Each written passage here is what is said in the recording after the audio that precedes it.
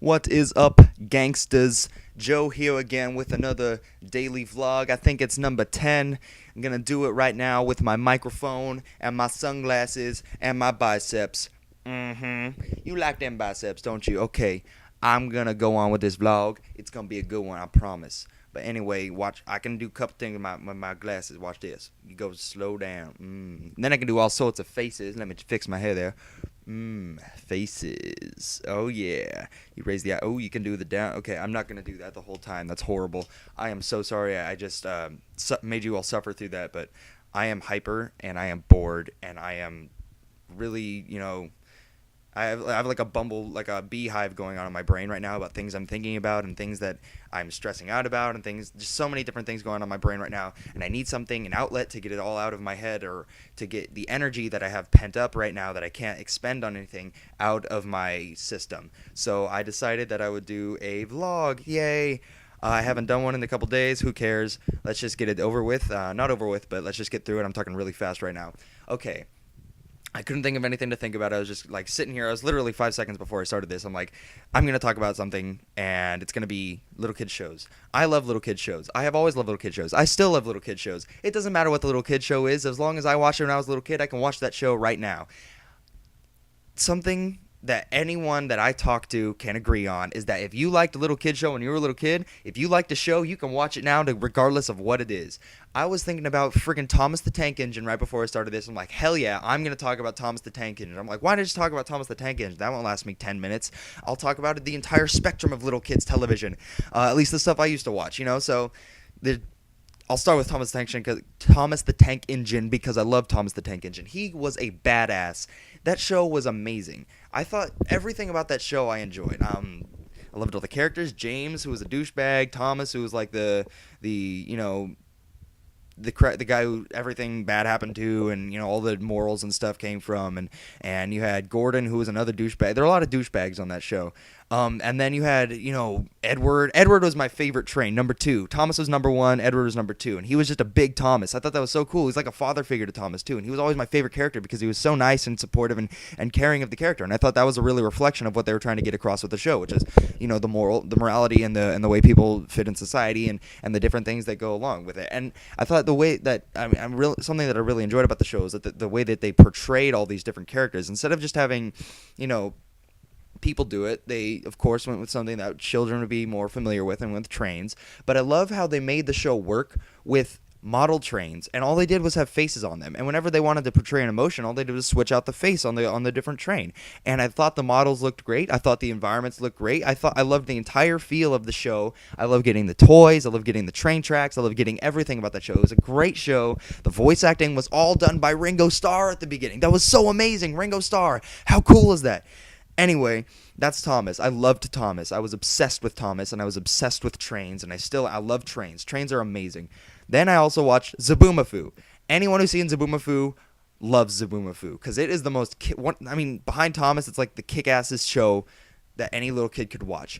It's in a jungle. You have 2 cool guys who are jungle explorers. They explore the jungle, and they talk to animals all day. And they have a monkey friend that talks English and speaks English when he eats magic food. How cool is that? You get this monkey come in, and they're like, "Hey Zabu, eat your special food," and they always have a different food for him to eat. And when he eats it, he becomes a magic monkey that can talk to them. And I thought that was so cool, and the way they portrayed that, and the theme song, "Me and You and Zaboomafoo," that was such a cool theme song. I love that theme song. I still remember it to this day. I still remember the Thomas the Tank Engine theme, but I remember the Zaboomafoo theme song and the other little song they had in the thing when they went into the claymation world, where they were like bringing the animal in that they were going to talk about for the day. It was like, "What can it be, this animal that I do see? Can you help me solve this mystery?" That one, that was a cool song, and I still remember it to this day.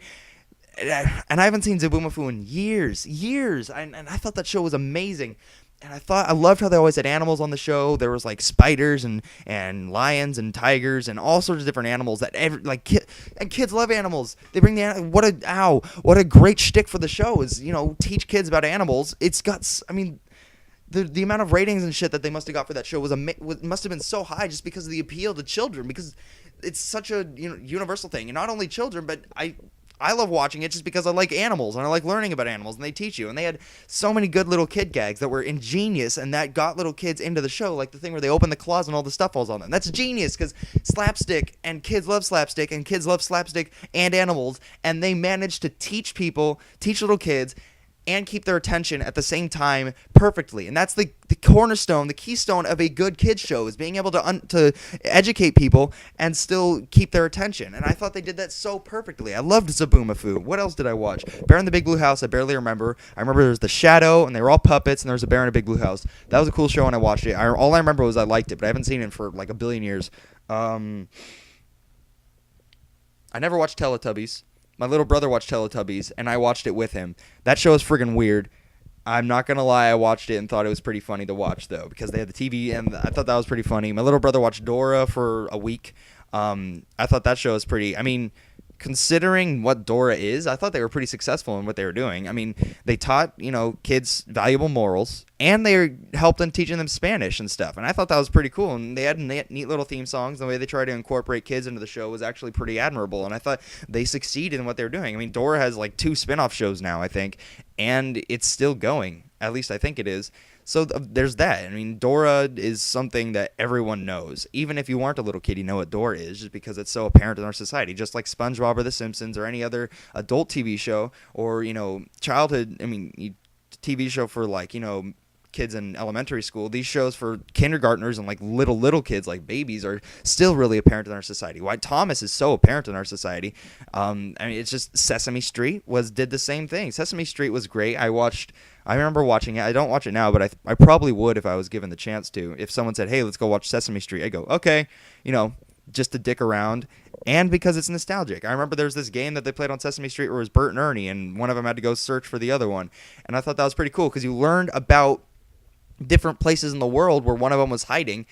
And it was a fun thing to watch because you got to watch them go hide. And when I was a little kid, that was always my favorite game to watch on that show. That was my favorite clip. In fact, that's like the main thing I remember about Sesame Street.